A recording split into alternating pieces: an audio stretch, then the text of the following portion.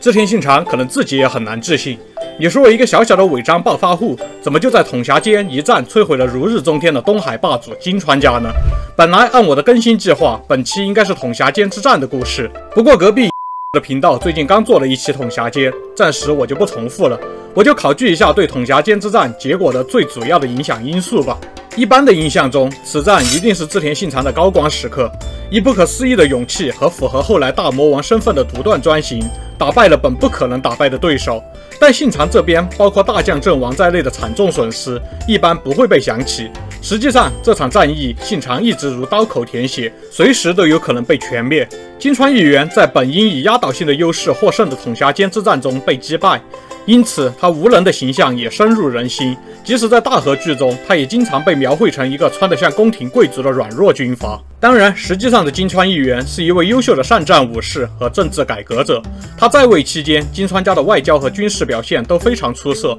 領土廣闊，令人生畏，幾乎覆蓋了今天的靜岡縣和愛知縣的西部地區。在此之前，他被稱為東海道第一公渠，其實就是東海霸主的意思。而另一方面，織田信長才剛剛在尾張的內戰中聯合斯波氏打敗了織田本家，這場戰爭同時完成了織田家對斯波家以及那古野織田家对青州織田家2個下克上的事件。信長取而代之，一躍成為尾張的統治者，正在安定內部的過程中。那麼在這場看起來金川議員不可能輸的戰役中，織田信長勝利的原因到底有哪些？主流一般總結為這幾個原因。這裡是巫女花散裡演繹日本歷史與傳奇的頻道，記得先點讚關注哦。這是最為人所熟知的固有印象。統轄間之戰開始之前，金川議員在尾張的踏掛城布陣，戰鬥一觸即發。根據信長公記的記載，佐久間勝重和織田秀敏告訴信長，金川軍應該會在第二天早上發起進攻。於是當晚，織田家核心開作戰會議，對於應該閉城據守還是應該主動出擊，將領們意見分歧很大。但信長到場之後，沒有表明任何的作戰態度，就說大家可以回家了。家老們嘲笑說，所謂好運用盡的時候，智慧也跟着沒了，就是現在的信長殿下吧。雖然今天我們都知道信長的非凡才能，但他早年的尾張大傻瓜的稱號也很出名。難以服眾的他，在多次激進的內戰後，終於統一了尾張。這部分在織田信長第一戰的視頻中有所提及。不過，即使現在，還是有一些家臣並不承認信長的能力。信長也可能害怕風聲走漏，結果就是沒有戰前交流。黎明時分，金川軍大舉入侵，信長則跳起了著名的敦盛舞，也就是那首人生50年。可能是他緩解緊張和統一精神的特殊方法。前一天晚上，信長並沒有表現出任何要應戰的姿勢，而現在他穿上盔甲，就這樣站着吃完飯就去打仗了。要說統轄間之戰的固有印象中，有什麼人和信長騙過所有人一樣出名，那一定是金川議員輕敵了。這之前作為統辖間之戰前哨戰的丸根舊金之戰，織田軍面對金川議員派出的先鋒松平元康，也就是後來的德川家康，可以說是一触即潰。織田方的大將佐久間勝重以及旗下的主要将領織田秀敏、范尾定宗都在此戰中戰敗身死。得勝後的金川軍在統轄間休息，據說議員心情非常好，唱了3段歌鼓舞士氣。之後，金川軍又挫敗了織田軍，再斩殺了一名大將千秋季宗以及旗下的將領佐佐成正的長兄佐佐正次。得勝後，議員再次唱歌鼓舞士气，詞中說金川軍矛頭所向，天魔神鬼都要避讓。因此，金川議員輕敵一直被作為統轄間之戰結果的一個主要原因。但我覺得，僅憑唱歌鼓舞士氣就說金川議員輕敵還是太牽強了。只是確實，信長接班之後，雙方作戰的結果是織田軍的絕對劣勢。可能金川議員在這次也輕易的連續勝利後，誤判了織田軍現在的實力。除了金川議員的主力部隊，金川軍還分出了駐防部隊、丸根在進攻部队和旧近在進攻部队。議員所在的主力部隊人數實際上是在5000至6000人之間，那麼本陣人數就更少了。被信長帶着2000人偷襲成功的話，反而金川軍人數未必有優勢。此外，金川軍軍紀太差，雖說戰國時期大名基本是默認戰時搶劫，但是駐紮過程中的劫掠規模還是會小很多。然而金川軍當時似乎出現了士兵都出去搶劫，而兵力分散的問題。一封德川家不明來源的信中，德川家康寫道：當時金川軍士兵在四處搶劫，所以大意了。甲陽軍艦對統轄間之戰的決戰記錄則是說，金川軍四處搶劫，織田軍的部隊就假裝出去搶劫回來的金川軍，混入了陣地，成功接近金川議員，殺死了他。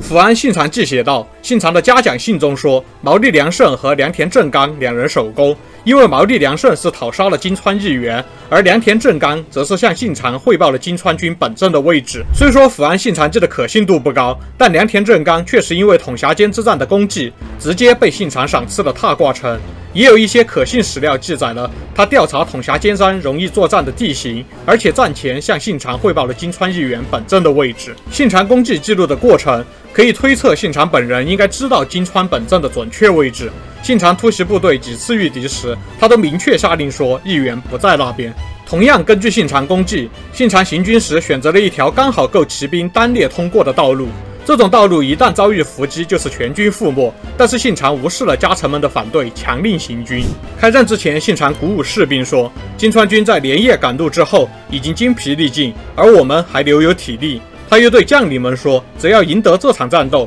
我保證你們的家族榮耀延續直到最後一代。之後就是信長戲劇性的勝利。可見在開戰之前，織田信長對戰局和戰場的整體情報把握很準確。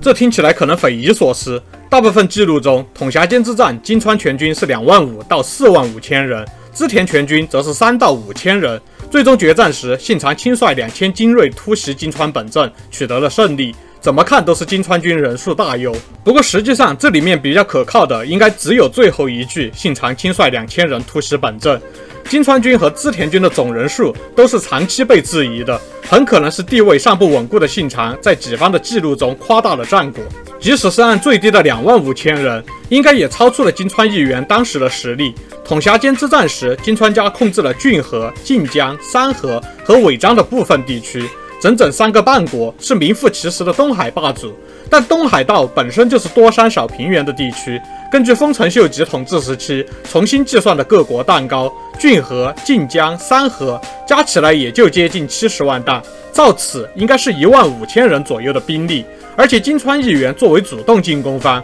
也不可能動員全部兵力。而織田家就正好相反，尾張是当时的发达地區，一國就有56萬彈。雖然有少部分尾張城池被金川控制，但那些都是軍事要地，尾張的經濟和人口集中地區現在全部都在信長手上，所以1000人左右規模的戰鬥，即使信長老打輸，也一直沒有傷筋動骨。織田全軍動員應該不比金川軍人數少太多，問題只是在於他們受不受信長的控制。此外，說起來可能大家很意外，由於織田家的財力是超過金川家的，所以從織田信秀時代起，織田軍的訓練程度就高於金川家。一些記錄說，當金川議員與織田信秀交戰時，雙方是按1名織田方武士約等於2到3名金川方武士來做戰前估計的。到了決戰之時，金川議員的部隊作為本陣，應該是以親衛隊和足輕為主，織田信長部隊則是決戰部隊，應是以騎兵和武士為主，士兵平均的個人戰力不可同日而語。